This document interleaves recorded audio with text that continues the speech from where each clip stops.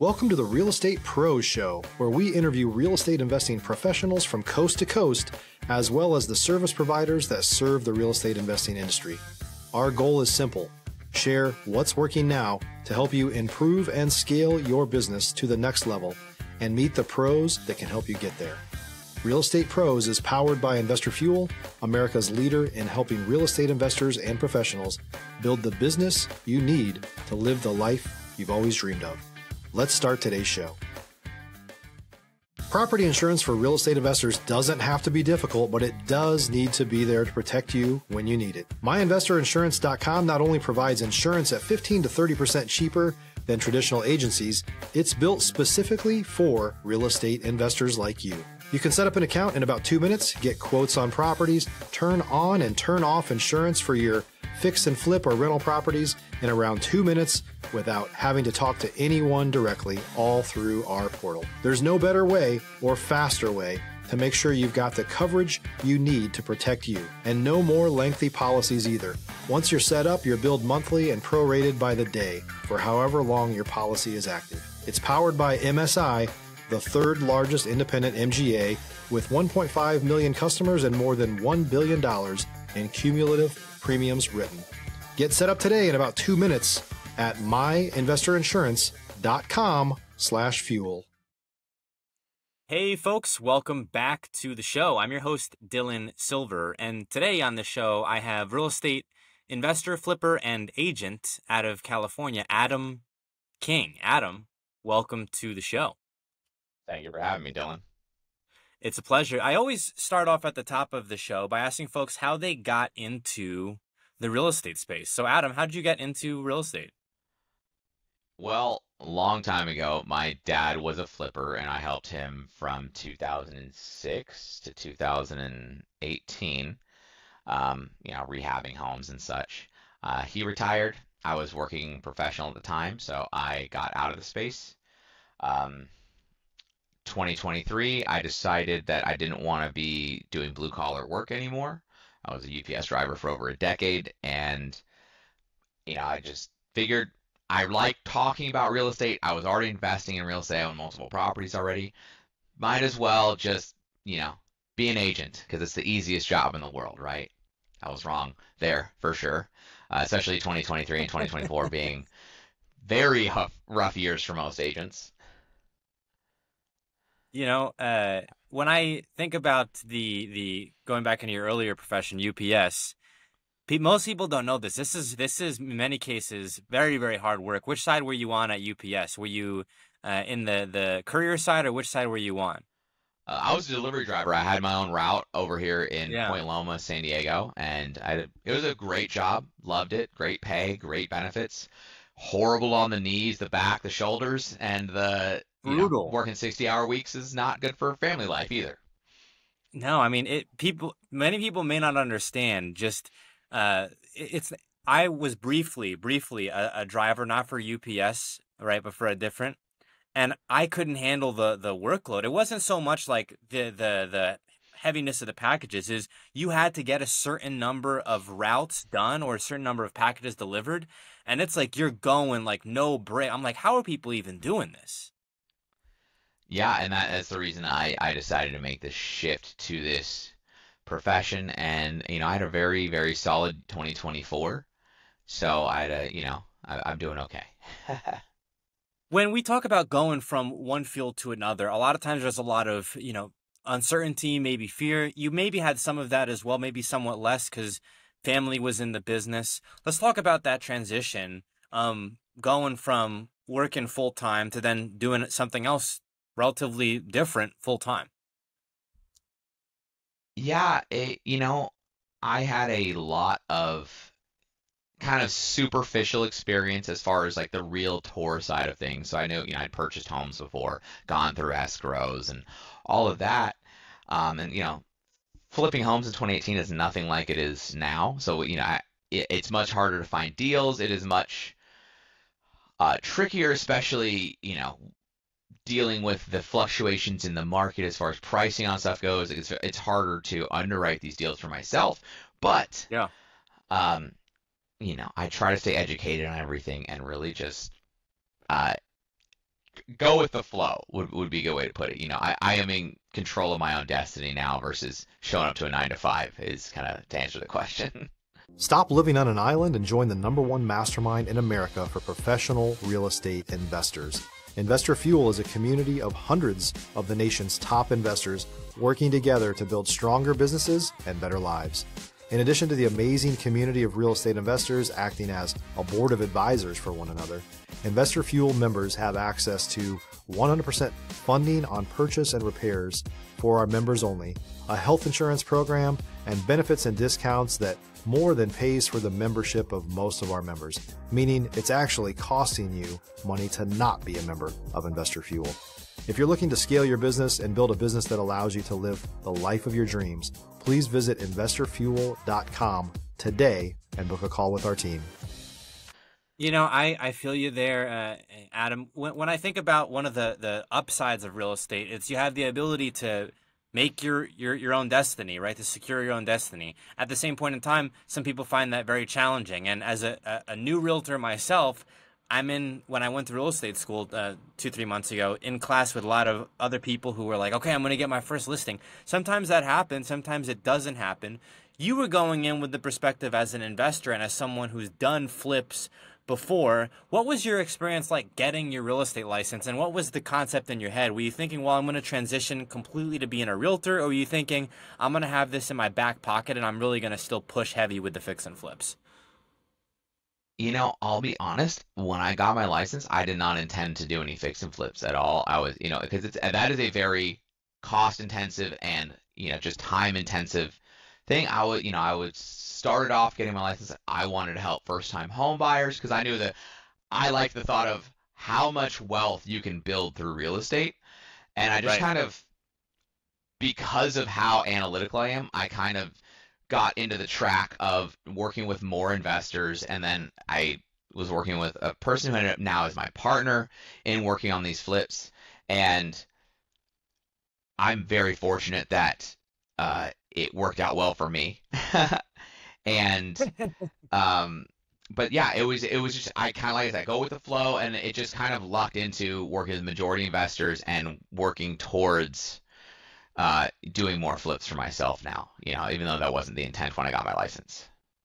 Now, working with investors is an interesting niche as being a realtor, or really in the real estate space in general, right? Investors have a certain kind of aura and way of going about things.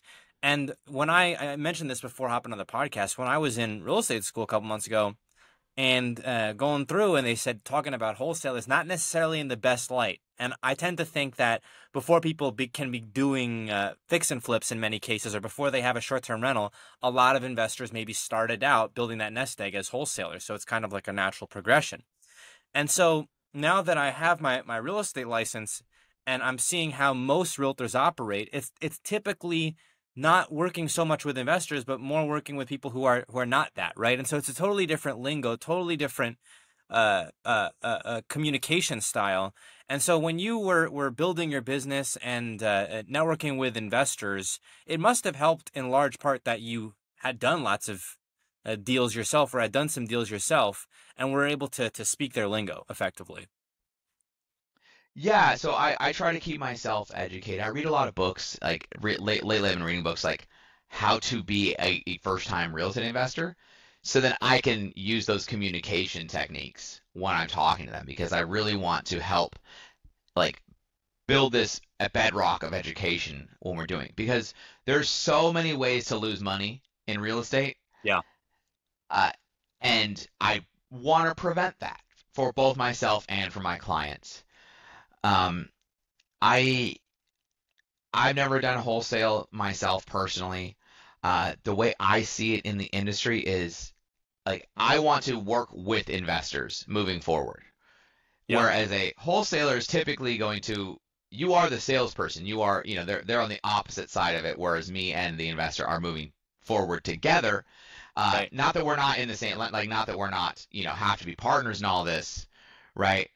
But, the wholesaler, the deal is done as soon as the contract is signed. That's when I take over, and that's when I make sure that everything goes smoothly and that we, are making money, right? Which is very hard in today's market with crazy interest rates and, everything going on.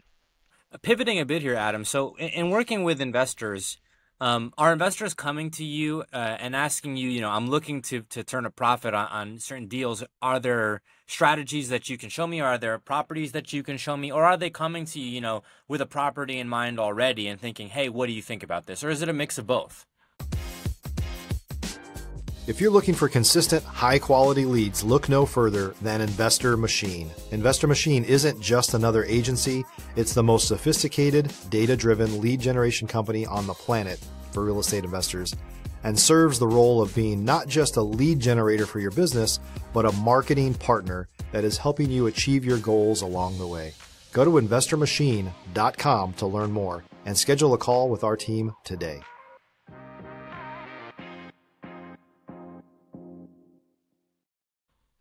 It's a mix of both. A lot of investors come to me with the cash flow idea. I hear that probably 10 times a week at least. Hi, I'm new to investing. I want cash flow. And I have to be honest, again, like I say, I start with education. This is Southern California. Cash flow doesn't really exist in that sense, especially at today's interest rates. Yeah. But when you factor in the internal rate of return on some of these properties, we're one of the highest appreciating markets in the country. We have some of the best rental rates. Now, again, not relative to the actual cost of the property, unfortunately. But when you factor in the internal rate of return here, we can turn a massive profit over a longer scale relative to some of the typical cash flow markets, Cleveland, all the the Midwest cities. I always think of Cleveland because that's like the number one thing everyone says, Cleveland. It's interesting, right? Because you think, well, where should I be investing? And then a lot of these places, you mentioned Cleveland. I don't have any personal experience, but I have had a guest on the show in Detroit, right? And so like, wow, these, Detroit, Cleveland, you wouldn't necessarily think about it. But yeah, there apparently some of these strategies which aren't working elsewhere are working there. But you to your point, Adam, it is getting more and more challenging. You're in California. I'm here in Dallas. To cash flow a lot of these situations. And for flippers especially, if you're looking, I can speak for Dallas, if folks are looking to fix and flip a distressed property, there's more risk there now than ever before. Yeah, as the markets are softening, I'm seeing some more opportunities come up. But it's, a lot of the major metropolitan areas are now buyers markets, which is very hard for flippers because homes are just going to sit for, for weeks, if not months. Whereas if a regular home seller, they get to just live there. They're just paying their mortgage, going about their day. Every day that my property sits, I'm losing, hundreds of dollars effectively. Yeah. Adam, question for you on exit strategies or strategies in general when people are acquiring these properties. You have fix and flip, you have short-term rental like Airbnb, you have mid-term corporate housing, you have long-term. And for newer investors who are hopping into the space and they're looking at all of these opportunities, how can someone make a determination of which strategy is right for them? And do you ever guide people along with that line of reasoning? Absolutely. So one of the first questions I have for any investor, anyone really, who comes and asks me questions is, what's the end goal? Right? I helped a person buy a triplex at the beginning of the year. They want to own it forever. They never want to sell it. They're going to be adding on more units to this piece of land. And it is their retirement plan. It is their estate plan. It is everything. But there are a lot of people, I want a house hack, right? I want to go buy a 3-4 unit. Let me get in there. So now we have to run the numbers. Well, what's your exit strategy? Are we going to rent it out? Are we going to turn it into, the next investment? That's how we find what's going to work now, because it has to work now. It has to work at the beginning, has to work in the middle, has to work at the end. Because if we don't plan for, what's the saying? Failure to plan is planning to fail, right? Yeah. 100%. When I think about me getting into the real estate space, and there were so many different options, and I'm sure you've seen some of this, even though you came from a real estate background with family, but there's so many different options. You can have like analysis paralysis times 50 now, especially with all the resources that are out there. So I think a lot of times people who have a job outside of the space and are looking to invest truly don't know which one to invest in. And we talked about fix and flips. If you fix and flip and it doesn't go your way, well, now you just have a bad taste in your mouth, and you probably lost a whole bunch of money. You lost, a lot of time in it as well. And so I would say having a mentor, having a network of people to guide you along this process, and I imagine this is where your clients value you as well, is super valuable. Otherwise, you're just figuring it out on the fly, and there's so much that can go wrong, and there's so many things that can come up where you need someone to talk to and to bounce an idea off of. If you're a new or newer real estate investor looking to launch or grow your real estate investing business, please check out Investor Fuel Club. It's a coaching community, but unlike anything you've ever seen before. And you can actually partner with members of our mastermind from coast to coast on deals right in your market. There's no better opportunity to build a consistent business than to literally partner with pros to help you avoid costly mistakes, avoid the need for capital to do deals, and help you eliminate your fears as you're starting your business. Learn more about Investor Fuel Club at investorfuel.com/club. Yeah, that's where I like to add value to any of my clients. And anyone really, I mean, if anyone wants to talk to me about real estate, I would love to have a conversation with you. Even if I'm not buying a home, even if you're investing in, Biloxi, Mississippi. I don't know anything about that market, but I can figure it out. Um, yeah, I like talking about real estate and helping people through this. And, if you want to get in this space at all, I would go to your local real estate association and talk to people. You don't have to be a realtor. If you are someone who wants to get involved in this and doesn't necessarily have the time, there are plenty of investors out there who want private money. It helps them scale. It helps you make money on your money and learn a little bit along the way. I take in private money pretty regularly for our deals just to make it less risk for me, get more, get everyone involved paid. I love getting people paid. It's the best feeling in the world to me. Fairly well. Yeah. With private money, it's potentially, I would say, a strategy which investors may not be familiar with if they're on the outside, right? So if they're looking at fix and flips, if they're looking at getting a property for themselves, private money may actually be a better way for them to go, because then they effectively have their lending backed by collateral. So if something goes wrong, well, now they own the property, but it's not the first, line of defense is I have to do this whole flip myself. So I think in many cases, private money may be, like you mentioned, a better fit for some of these people.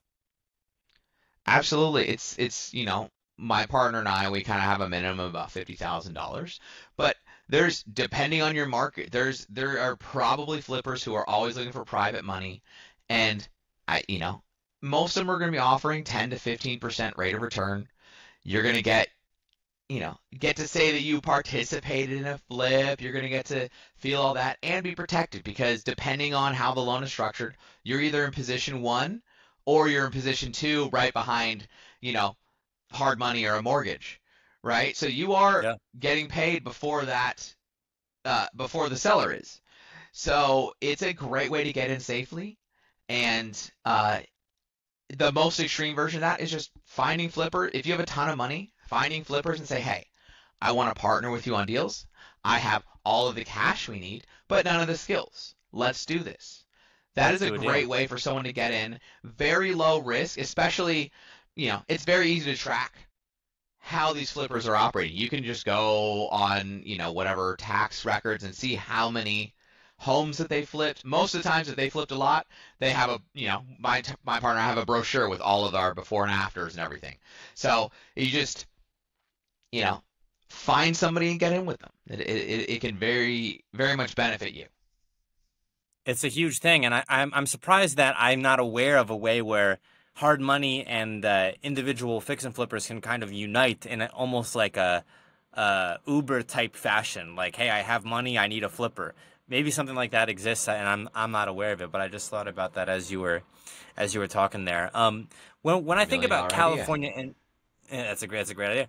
When I think about California investors, I'm in Texas, right? We see so many California investors here in Texas, and I can only speak from personal experience, but it seems like maybe there's more investors in California than anywhere else. I don't know if that's true, but it's just anecdotally. I see a lot of investors in California investing, and not just Texas, in many other states. Is there something in the water in California? Is everyone up on real estate and real estate investing in California?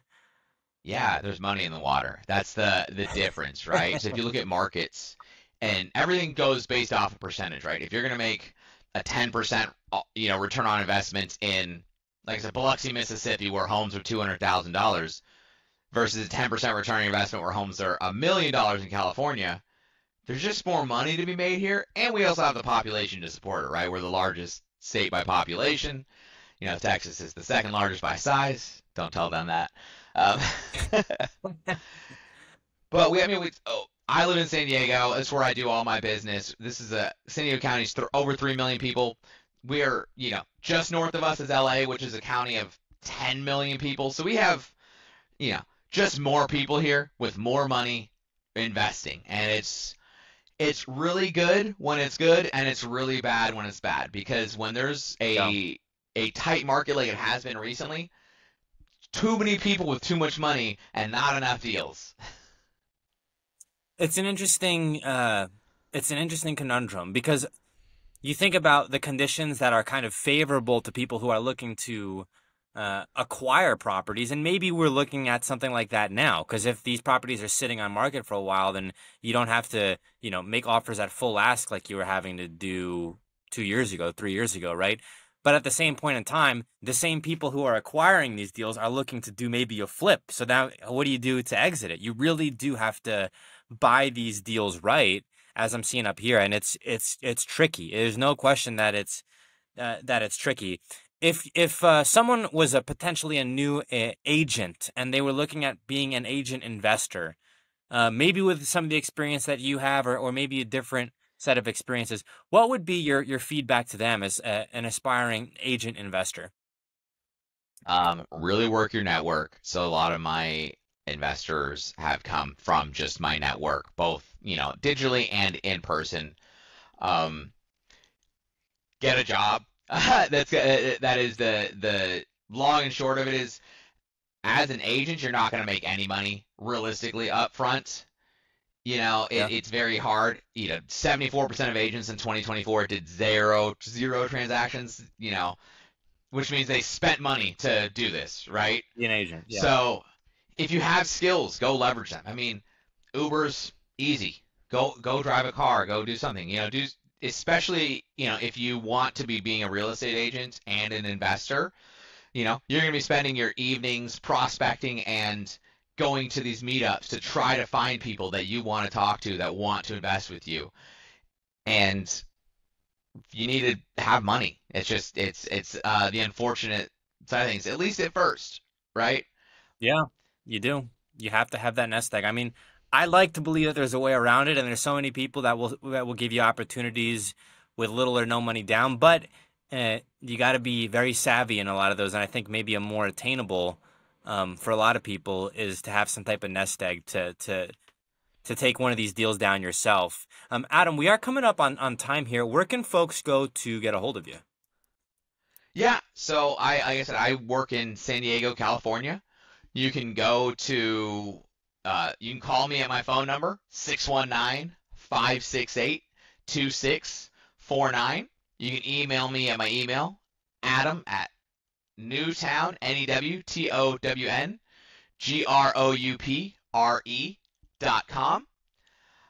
and if you look me up on Google, I should show up. My name is Adam King. I love talking real estate and helping investors. Adam, thank you so much for coming on the show here today. Thank you for having me, Dylan. Thanks for joining us for today's Real Estate Pros Show. You can learn more about the amazing benefits of the Investor Fuel Mastermind community, including surrounding yourself with hundreds of other rock stars, 100% financing for your deals, and members-only discounts from vendors you're likely already using that, as a member of Investor Fuel, will save you more than the cost of your membership. visit investorfuel.com to learn more. If you're interested in joining us as a guest of this show, please visit investorfuel.com/pros to apply. You can also check the show notes for access to free resources, how to get access to world-class lead generation, and much more. Don't forget to subscribe so you never miss another episode. Have a great day. We'll see you on the next show.